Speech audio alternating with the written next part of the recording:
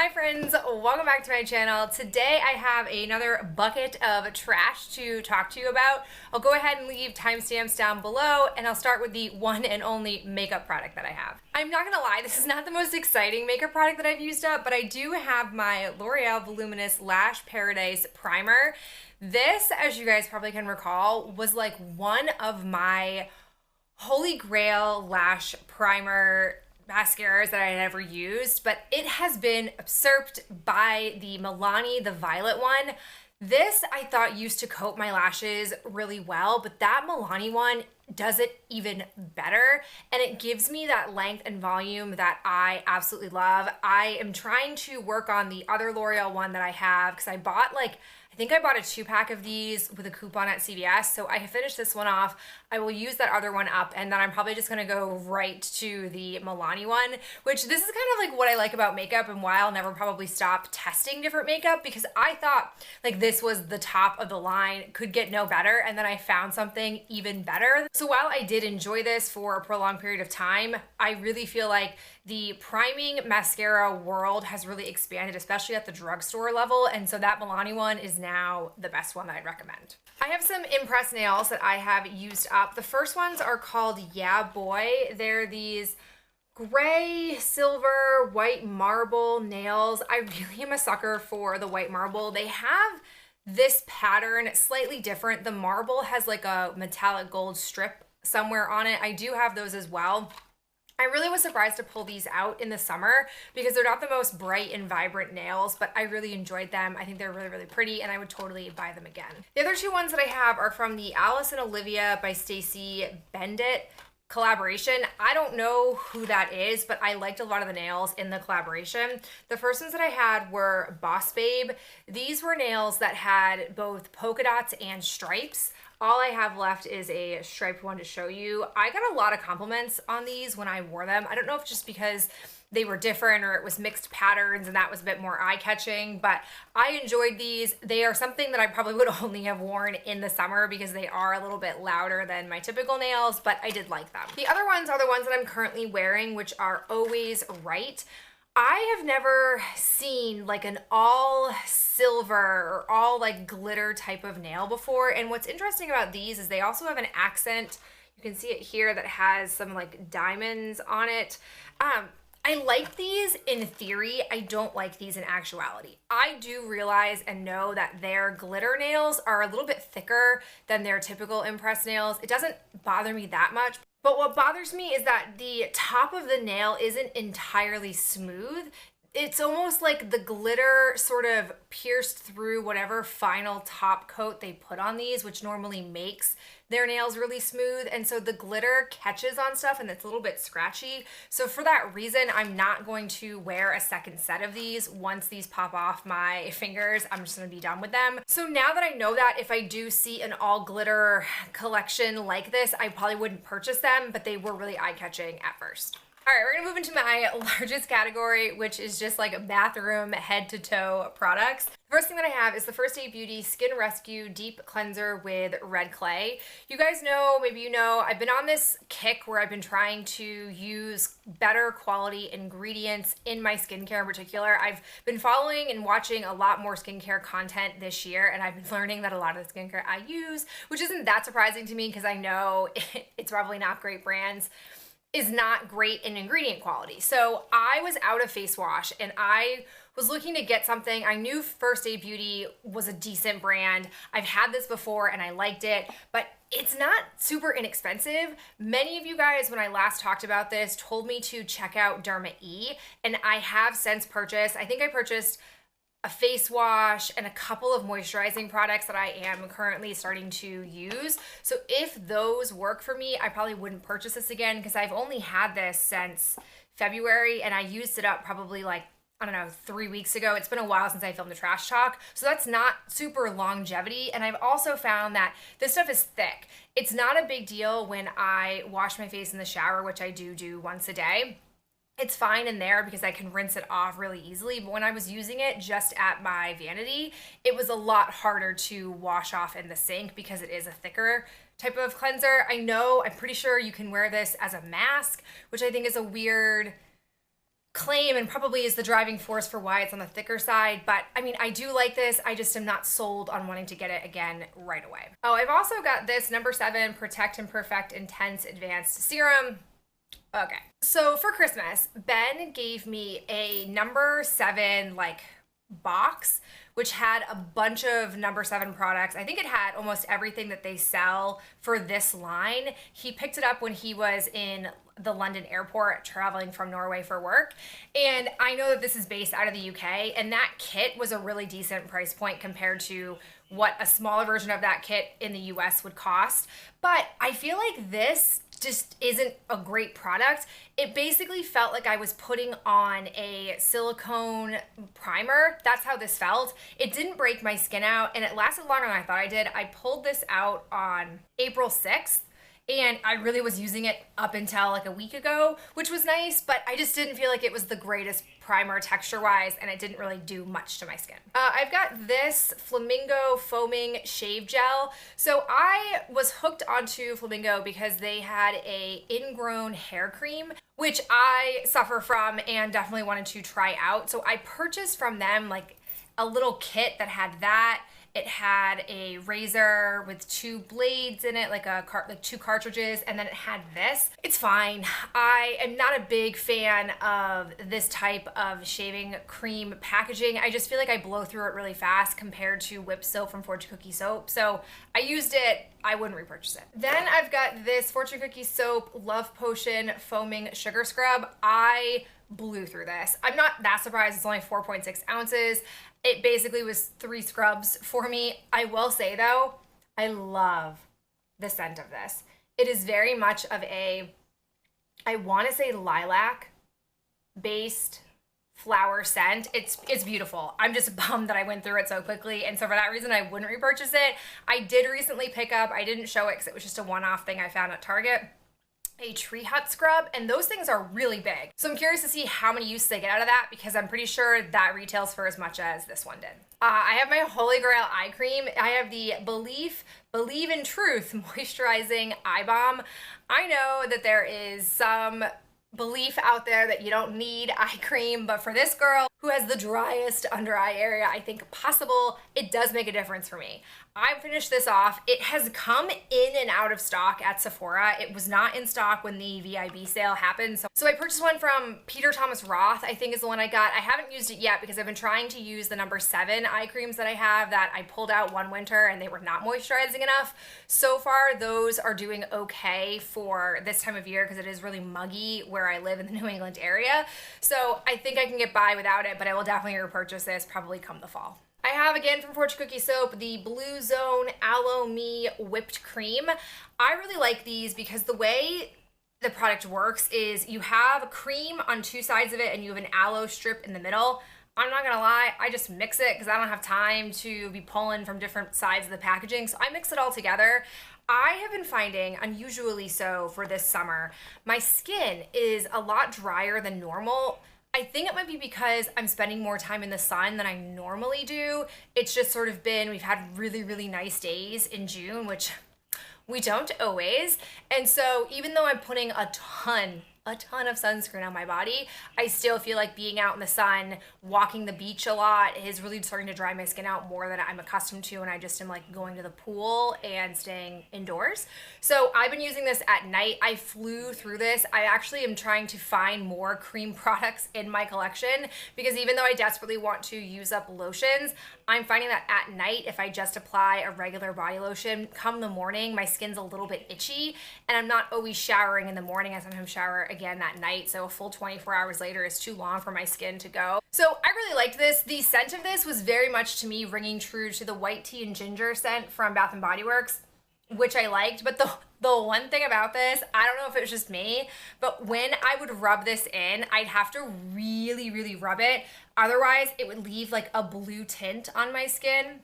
Maybe if you're not as pale as me, that wouldn't be a problem, but like I noticed it the first night, I didn't fully rub it in, and I had like a blue, like a hint of Smurf look to my body, so I really rubbed it in from there. But this was nice. Like I said, I'm gonna try to use up other products in my collection first before I would purchase something like this, and try really hard to still use lotions mostly, but I enjoyed it. Another thing for Fortune Cookie Soap, a lot of Fortune Cookie Soap products, is the Mermaid Hair Don't Care Aloe Sea Salt Hair Spritz.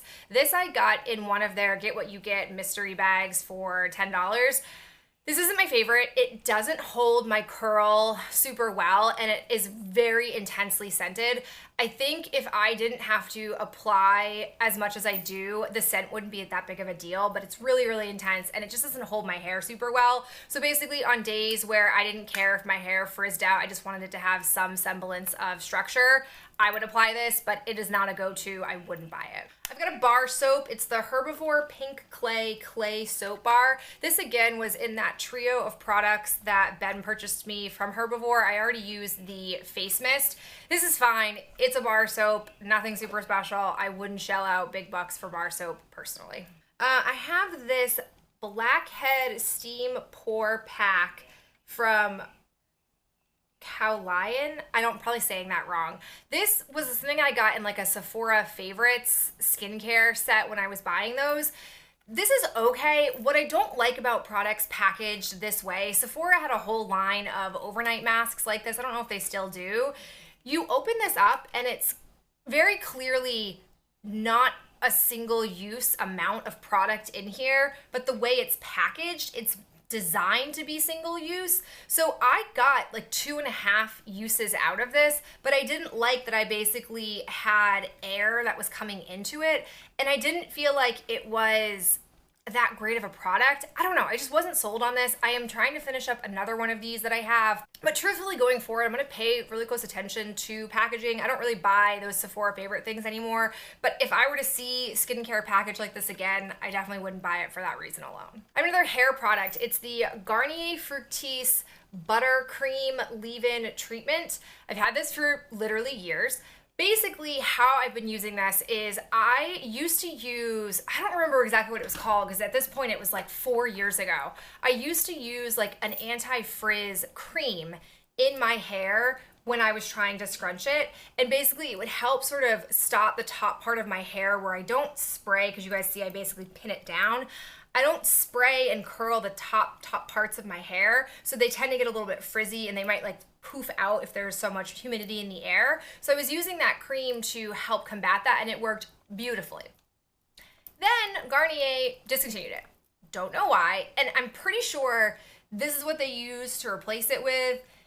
I didn't ever feel like it worked as well. It works, it does its job, but it's not 100% foolproof like the other stuff was. But I mean, gosh, it lasted me years. I've had this for 4 years since then. So because I use it only a small fraction of the time of the year and for a very small purpose, it lasted me a long time. I don't know what I'm gonna repurchase. I'm gonna try to do some research. If you guys have any tips for what I just described to you as my need, please let me know in the comments below. You guys have been crushing it with recommendations lately, and I've been really enjoying it. So if you have something to help me with this problem, let me know. I have 2 sheet masks that weren't in my project Use It Up. The first is the Pore Care I'm Real Charcoal Mask Sheet. So this is a whole portion of sheet masks that I haven't really been focusing on because I've been using the targeted treatment pots. I still have like, I think 1 tube and then 2 powdered mask products. And I got to a point where I was like, I don't really want to use the powder to mix. That's gonna be like a real, I have to really dig deep for motivation to use that when I have things like this that are super easy. So I used this, it was fine. With this sun exposure that I've been going through, which is not my norm, I have been doing a lot more moisturizing sheet masks. So I don't have a ton of these used, just this one, but I do like the Tony Moly sheet masks. The other one that I've used up is from number 7. I had a few number 7 ones. This is the Lift and Illuminate Triple Action Serum Boost Sheet Mask. Again, this came in that kit that Ben purchased me. I've never used a sheet mask that goes on your chin. So you can see here in the little graphic that you pull it through your chin and like you loop it around your ears. It's definitely a different experience. It's not, the mask wasn't fully perfect for my face shape. Like I really had to kind of pull the chin part to get it looped around my ear, and maybe that's the point because I'm pretty sure they claim like this helps your like your chin neck area. I don't know. I don't think I'd get it for that. I do think these masks are pricey. Like, I think that they're like $6 or $7 a pop, which is very expensive for a single-use mask. It was a nice experience. I don't think it was a $6 or $7 worth it every time experience. Last item that I have from this category is the Kat Von D Saint little travel mini perfume. I have this as like a full size. Despite what's going on with the brand and all of that, this was given to me. I do like the scent, and I am going to use it up because I do like it. So I used up this little travel guy first, and I'm going to keep trying to work on my travel size and rollerball type perfumes. The thing I loved about this the most was that it was a sprayer. That's gold. I think these are the best packaged perfumes. I hate rollerballs. I will always decant rollerballs into a sprayer, but this is a beautiful, very intensely floral fragrance perfume, and I love it. Final items that I have here are wax things. I kind of go through phases where I try to focus on different brands. So I was really focused on like clams. So the first one that I have is from Sensationals. It's Calypso Sands, which, thank you, Sensationals. They give descriptions. They say it's light floral and honeydew on a fresh breeze. So you basically get like a salty flower scent. The issue I had with this, I love it on cold, is that it's a really light scent. So when you walk into a room, you have to really be smelling for it to pick up on it. So for that reason, I wasn't the biggest fan of it, but you can't beat the $2 price range for these. I also have the Mainstays Velvet Sunset wax cubes. These are like, I think 97 cents. You don't get a ton of wax in here. Oh yeah. I don't know what the profile of this is, but it was really intense. Like at a point where I was like, is this still going? I think I easily got 10 or 12 hours out of this pack. Because the wax in here is so thin, I do 3 cubes at a time. So I got 2 pours out of it basically, and it was delightful. Would definitely recommend. Then I got the Better Homes limited edition exotic coconut quince. Okay. This to me doesn't smell like coconut. It very much gives me like a generic soap vibe, but I like it. This was also really light, so again, similar to that first one, Calypso Sands, unless I was really smelling for it, I didn't pick up on it. I just prefer punchier, more in your face scents than this. Speaking of punchy, I have this Hannah's at Home Berry Berry Lemonade. This thing, oh boy, this was really intense. What I have learned, I don't know where or how I came across this brand, but I made quite a big purchase from them, and I've been slowly working through their wax. But what I have found with their cube format is I basically do 1 row at a time to get the kind of throw that I want. This very much smelled like Jolly Ranchers. My sister actually was like, hey, are you like sucking on a blue raspberry Jolly Rancher? And I was like, nah girl, it's my wax.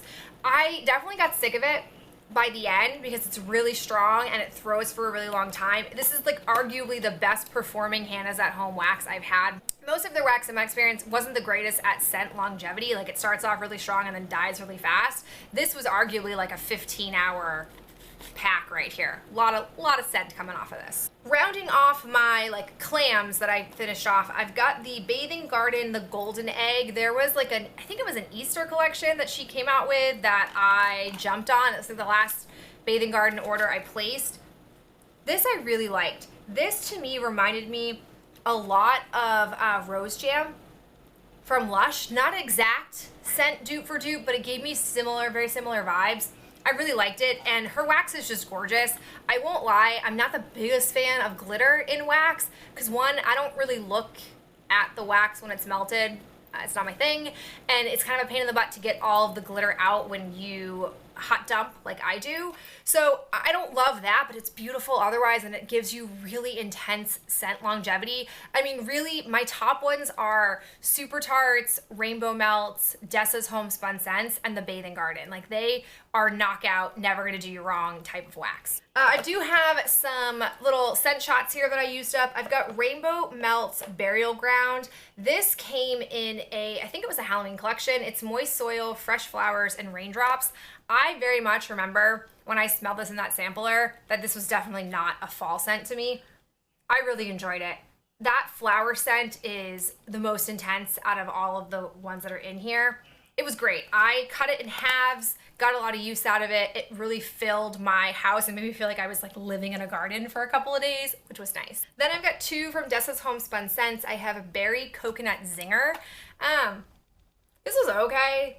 I don't think the berry and coconut blended together. They were kind of competitive scents, and I didn't love the coconut that came through on this. And then I have Orange Grove. I was really intrigued by this scent, and on cold it smells like orange candies, which I thought I would like, but warmed up I wasn't the biggest fan of it. It had great scent performance, which was awesome, but I just didn't love the scent profile, so I wouldn't get this one again. And the very last one that I have is one of the last like bagged ones that I had from Dessa's Homespun Scents in Pumpkin Farm, very much out of season. I think it was shaped like, I don't know, a broom that I cut in half. It didn't have super long scent performance, but this was from, I think, 2017, so 3 years ago. I don't fault the wax for that. It was okay, wouldn't want to get again. All right guys, that is it for me and all of these products that I have gone through. I hope that you enjoyed hearing my thoughts. I really appreciate you spending some of your day with me, and I'll talk to you in the next video real soon. Bye.